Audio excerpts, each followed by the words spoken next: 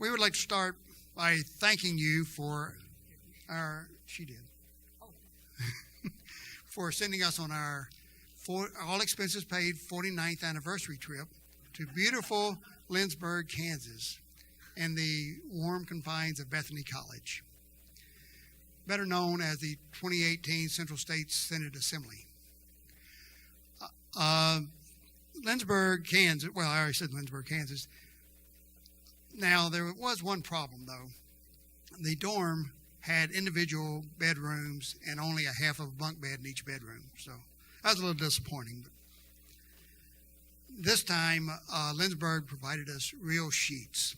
For those of you that remember the story of the disposable sheets from 3 years ago. But when you go to Lindsborg, or to Bethany College, there's always some surprise. So this year, we're going to the central Kansas. The outside temperatures in the triple digits. The meeting room where we typically have Synod Assembly is always at best cool, so you plan on you're going to be warm or maybe uncomfortable. You don't plan that you need a fur-lined parka to stay comfortable. This year, or sometime recently, they installed air conditioning in their gymnasium. And the air conditioning has two temperatures, cold and really cold.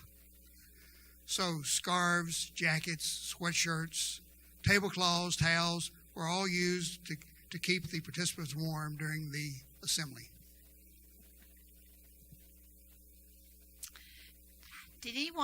Does anyone here know that Bethany College is the college in our Central States Synod, which is made up of Missouri, Kansas? It's Bethany College in Lindsborg, and they always have this assembly every 3 years. So you might remember that Bethany College it's our ELCA college. Yes, thank you. The theme this year was Sharing in Hope, God's Story, Our Voices. And the goal was we were to leave the assembly with tools to help us share the good news of Christ more effectively. Some of the highlights were the opening and closing worship and the local musician educators. It's always awesome to worship and commune with over 300 fellow Lutherans from Missouri and Kansas.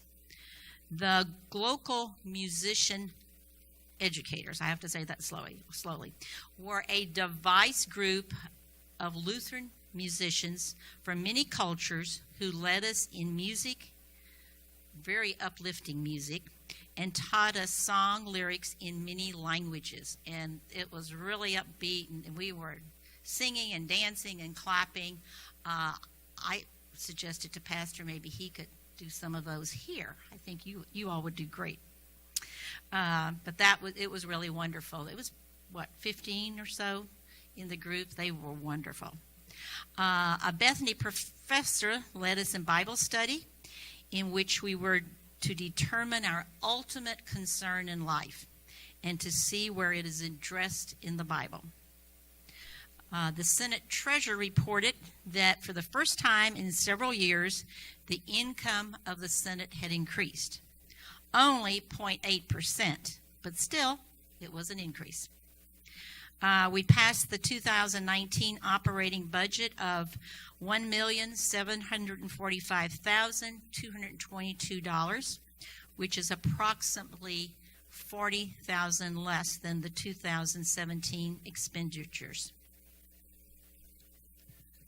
One note about the budget for the Senate: 50% of that income goes directly to the church-wide ELCA. 50% of that stays for the operating expenses of the Synod. One of the other things we do at Synod Assembly is various churches or various people propose resolutions, and they're voted on and determine whether the Synod wants to adopt them or not. One of the resolutions that was proposed and passed was a recommendation that each congregation form a green team to determine ways that we can go about lessening the environmental footprint of each church. As stewardship leader, I have formed a team here, and so far Tricia Schlechte and David Michelson have agreed to be on it. If anyone else is interested, just let me know. Another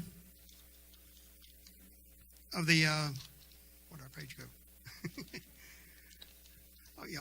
Another of the resolutions was each congregation is requested to emphasize that, excuse me, that we support our companion synods in Russia and Papua New Guinea. Now, how many of you know that we have a companion synod in Russia and Papua New Guinea? Okay. It's not surprising because Regin's been there. It's not widely known, but these are synods which operate the same as we do in the United States. They have ideas of how they can spread the gospel, and they come and share them with us. We send people there to share ideas and to work with them in their missions. Another resolution recognized ordained pastors who had died since the last assembly. And our own Reverend Wally Evanson was one of those people.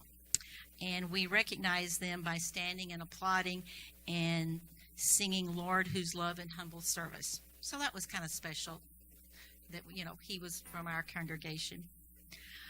We just want to thank you, the congregation, again for supporting our attendance as your representatives to the assembly. It's a great opportunity, and if you're asked to do this, you might consider being one of the voting members in the future. If you have any other questions, we'll be glad to answer those. You can see Wayne and I around, and we'd be happy to talk to you about the assembly. Thanks again.